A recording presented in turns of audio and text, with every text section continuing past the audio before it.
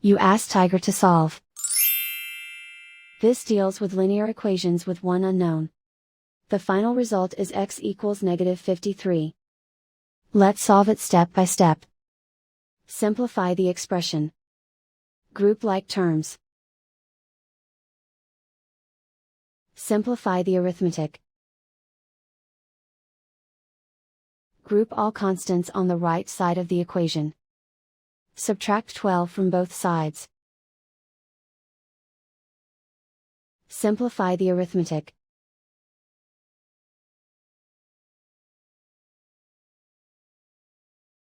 Isolate the x. Multiply both sides by inverse fraction 4/3. Group like terms. Multiply the coefficients. Simplify the fraction. Multiply the fractions.